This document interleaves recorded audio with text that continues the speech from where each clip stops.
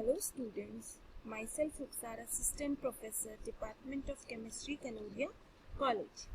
आज हम स्टार्ट करेंगे फिजिकल केमिस्ट्री की यूनिट इलेक्ट्रोकेमिस्ट्री और सबसे पहले हम इसका जनरल इंट्रोडक्शन देखेंगे।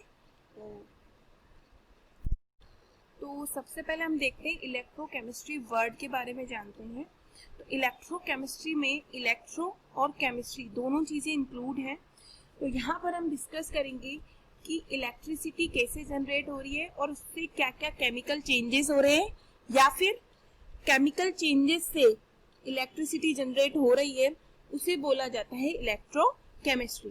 तो इलेक्ट्रोकेमिस्ट्री स्टार्ट करने से पहले हम कुछ रिएक्शंस या टर्मिनोलॉजी के बारे में देख लेते हैं जो हमारे इस आगे के चैप्टर में काम में आएंगी। तो सबसे पहले है रेडॉक्स रिएक्शन। तो देखिए रेडॉक्स रिएक्शन क्या होती है, रिडक्शन प्लस ऑक्सीडेशन दोनों अगर एक साथ हो रहे हैं किसी रिएक्शन में तो उसे बोला जाएगा रेडॉक्स रिएक्शन। तो यहाँ पे देखिए मैंने एक एग्जांपल भी ले रखा है कि अगर सोडियम सिंगल फॉर्म में है तो उसका इलेक्ट्रॉनिक कॉन्फ़िगरेशन यही रहेगा 281, लेकिन ये इलेक्ट्रॉन डोनेट तब नहीं करेगा अगर ये सिंगल है। लेकिन जब इसका कांटेक्ट क्लोरीन से होता है जिसका इलेक्ट्रॉनिक कॉन्फ़िगरेशन है 287, तो यहाँ पर इसके पास ऑक्टेट कंप्लीट नहीं है, एक इलेक्ट्रॉन की कमी है और यहाँ पर ऑक्टेट कंप्लीट करने के लिए ये एक इलेक्ट्रॉन डोनेट कर सकता है। तो ये क्या करेगा, आपस में रिएक्शन करेंगे। तो ये एक इलेक्ट्रॉन डोनेट करेगा और ये उसी टाइम एक इलेक्ट्रॉन को एक्सेप्ट कर लेगा। तो ये सोडियम के रेस्पेक्ट में क्या हुआ, लॉस ऑफ इलेक्ट्रॉन, तो इसे बोला जाएगा ऑक्सीडेशन। और इसके रेस्पेक्ट में क्या हुआ, इसके रेस्पेक्ट में हुआ गेन ऑफ इलेक्ट्रॉन, तो इसे बोला जाएगा रिडक्शन। तो इसे कंप्लीटली बोला जाएगा रेडॉक्स रिएक्शन। तो ये थी रेडॉक्स रिएक्शन के बारे में कि जब रिडक्शन और ऑक्सीडेशन एक साथ हो रहा है तो उसे बोला जाता है रेडॉक्स रिएक्शन। आप इसका थर्मोडायनेमिकली फैक्टर भी देख लेते हैं हम कि थर्मोडायनेमिकली क्या चीजें होती है। तो देखिए थर्मोडायनेमिकली जब बातें करते हैं अपन तो सबसे पहले अपने दिमाग में आता है गिब्स फ्री एनर्जी जो कि इंपॉर्टेंट होती है और जिसका फॉर्मूला होता है delta G is equals to delta H minus T delta S. तो यहाँ देखिए ये एक एनर्जी प्रोफाइल डायग्राम है। यहाँ पर मैंने 3 पॉइंट बना रखे हैं, एक ये वाला पॉइंट एंड दिस वन। तो यहाँ पर हमें देखना होगा कि कौन सी रिएक्शन स्पॉन्टेनियस है और कौन सी नॉन स्पॉन्टेनियस। इट मीन्स कौन सी अपने आप होगी और कौन सी रिएक्शन को करवाने के लिए हमें फोर्स लगाना पड़ेगा या एनर्जी देनी पड़ेगी। तो देखिए जब ए को मुझे ये इस पोजीशन से यहाँ ले जाना है जहाँ पर बी है, तो यहाँ से ऊपर ले जाने के लिए मुझे इसे फोर्स लगाना पड़ेगा, पीछे से धक्का देना पड़ेगा। तो मतलब मैंने इसको एनर्जी दी, तो एनर्जी दी तो मतलब ये अपने आप नहीं हुई, इस पर मैंने काम किया। तो ये हो जाएगी आपकी नॉन स्पॉन्टेनियस रिएक्शन। यहाँ कोई एनर्जी रिलीज नहीं होगी, यहाँ पर जो भी एनर्जी होगी वो अपन को देनी पड़ेगी। बट जब हम बी की बात करते हैं तो बी की पोटेंशियल एनर्जी अपने आप में हाई है, सबसे ऊपर है देखिए, और तो पोटेंशियल एनर्जी जिसकी ज्यादा वो अनस्टेबल। तो बी क्या करेगा, जब उसको इस पोजीशन से यहाँ पर आना है तो वो अपने आप नीचे आ जाएगा, यहाँ कोई एनर्जी नहीं देनी पड़ेगी। और यहाँ पर बी क्या करेगा, अपनी एनर्जी को रिलीज करेगा क्योंकि वो एनर्जी रिलीज करके स्टेबल होना चाहता है। तो जब वो यहाँ आएगा तो वो स्टेबल हो जाएगा। यहाँ उसकी जो एनर्जी थी और यहाँ जो है उसमें कुछ डिफरेंस होगा और वो डिफरेंस किसकी फॉर्म में बाहर निकलेगा, एनर्जी की फॉर्म में बाहर निकलेगा। तो ये अपने आप हो रही है रिएक्शन, यहाँ पे हमने इसमें कोई काम नहीं किया, तो ये हो जाएगी स्पॉन्टेनियस रिएक्शन। और जो एनर्जी बाहर निकली अब क्या करेंगे अपन, उसको यूज में लेंगे, उस एनर्जी को यूज में हमें लेना है। तो देखिए यहाँ यही लिख रखा है कि पहला पॉइंट तो यही है कि स्पॉन्टेनियस प्रोसेस में एनर्जी रिलीज होती है, जैसे कि ये रिलीज हो रही है, और प्रोडक्ट जो है वो मोर स्टेबल होता है इन कंपैरिजन ऑफ रिएक्टेंट, क्योंकि यहाँ पर प्रोडक्ट की जो एनर्जी होती है वो क्या हो जाती है, लो हो जाती है। और देखिए नॉन स्पॉन्टेनियस प्रोसेस क्या होता है, नॉन स्पॉन्टेनियस प्रोसेस में जो रिएक्टेंट होगा उसकी एनर्जी कम होगी। देखिए यहाँ पे एनर्जी कम है और अगर हमें इसे कन्वर्ट करना है हाई एनर्जी वाले प्रोडक्ट में तो हमें यहाँ पर काम करना पड़ेगा, क्योंकि कोई भी कंपाउंड या रिएक्टेंट ऐसी रिएक्शन में पार्टिसिपेट नहीं करता जहाँ पर बनने वाला प्रोडक्ट अनस्टेबल हो। तो यहाँ पर जो होगा वो प्रोसेस आपका हो जाएगा नॉन स्पॉन्टेनियस। तो यहाँ पर हमें क्या करना है कि हमें केमिकल रिएक्शन और ये जो एनर्जी रिलीज हो रही है इसे आपस में कोरिलेट करना है। तो वो हम कैसे करेंगे, वो हम अपनी इलेक्ट्रोकेमिस्ट्री से करेंगे।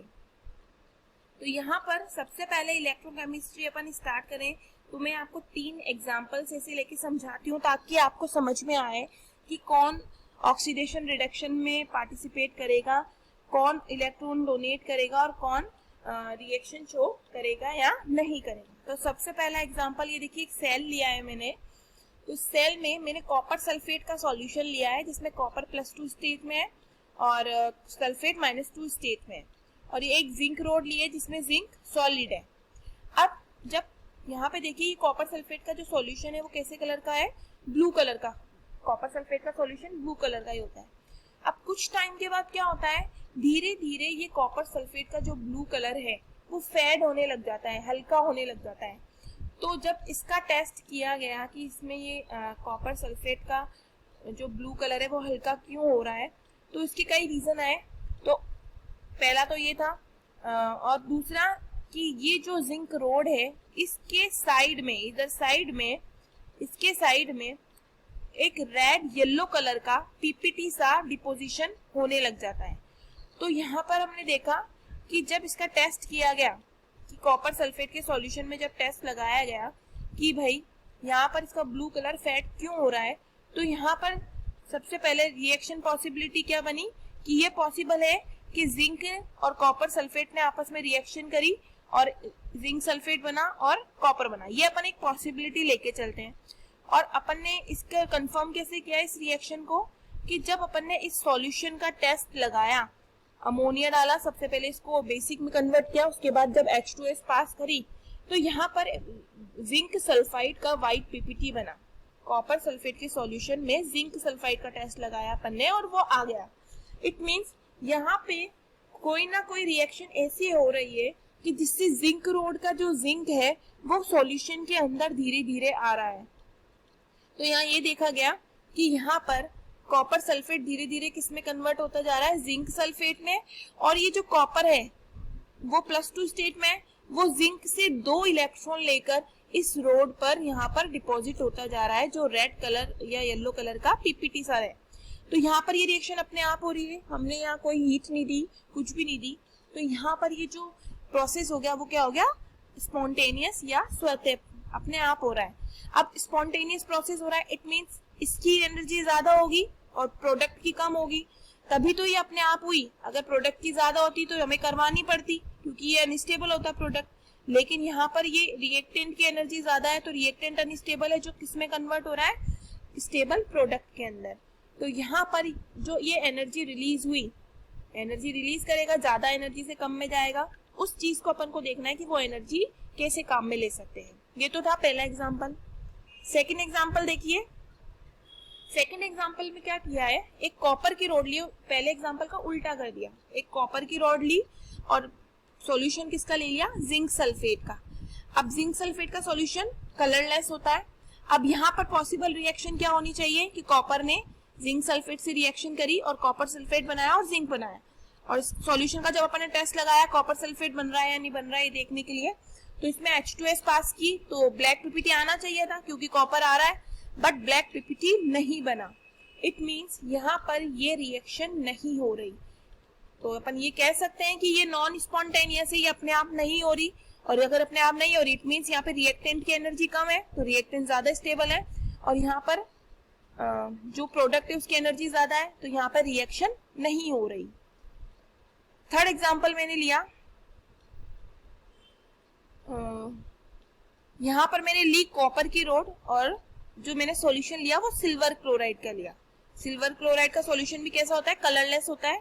तो यहाँ पे देखिए जब रिएक्शन करवाई तो पॉसिबल रिएक्शन ये होनी चाहिए कि कॉपर क्लोराइड बने और सिल्वर आपका सॉलिड फॉर्म में बन जाए।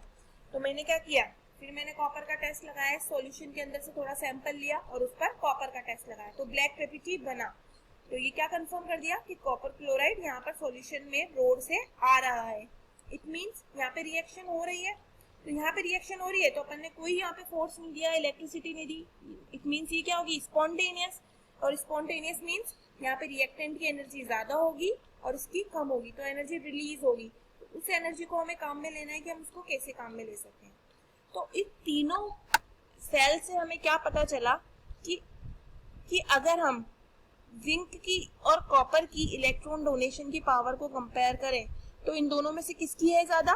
जिंक की ज्यादा है, क्योंकि फर्स्ट एग्जांपल देखिए अपना, यहाँ पर जिंक की थी, जिंक ने अपने इलेक्ट्रॉन को डोनेट किया, तो और जब इसका उल्टा किया अपन ने तो कॉपर ने कोई इलेक्ट्रॉन डोनेट करके रिएक्शन नहीं की। इट मीन जिंक की किससे ज्यादा है? कॉपर से। लेकिन जब अपन ने इस एग्जांपल में देखें, जब अपन ने कॉपर की रॉड ली और सिल्वर क्लोराइड लिया तो रिएक्शन हुई। इट मीन्स कॉपर ने क्या किया? 2 इलेक्ट्रॉन डोनेट किए और वो किसने ले लिए? सिल्वर ने। तो यहाँ पर ये देखिए इलेक्ट्रॉन डोनेटिंग पावर का अपन को पता चल गया कि जिंक की सबसे ज्यादा होगी, देन कॉपर की, देन देन सिल्वर की। तो अगर ये तीनों हैं और एक ही एटम है तो सबसे पहले डोनेट कौन करेगा? जिंक करेगा, और अगर ये दोनों हैं तो इनमें से कॉपर करेगा। तो ये चीज हमें यहाँ से पता चल गई। तो देखिए यहाँ पर एक ऑक्सीजन एटम है जिससे जिंक और कॉपर दोनों की रिएक्शन करवाई जाती है, तो फर्स्ट रिएक्शन कौन करेगा?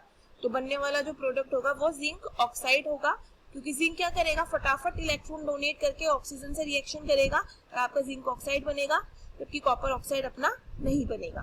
तो ये सब चीजें हमें आगे काम में आएंगी, क्योंकि जब अपन किसी सेल को बनाते हैं तो हमें ये देखना होगा कि कौन सा जो रोड है या कौन सा सॉल्यूशन लेना है, वो चीजें हमें देखनी पड़ेगी। कौन इलेक्ट्रॉन डोनेट कर सकता है, कौन इलेक्ट्रॉन ले सकता है, ये चीज हमें देखनी पड़ेगी। तो ये चीजें इंपॉर्टेंट है। अब अगली क्लास में अपन डिस्कस करेंगे गैल्वेनिक सेल को, या इलेक्ट्रोकेमिकल सेल के 2 तरह के होते हैं, इलेक्ट्रोलाइट सेल और इलेक्ट्रोकेमिकल सेल। तो ये एक बेसिक था जो मैंने आपको बताया है, ये इंपॉर्टेंट रहेगा। और अगली क्लास में अपन डिस्कस करेंगे इलेक्ट्रोकेमिकल सेल। Thank you.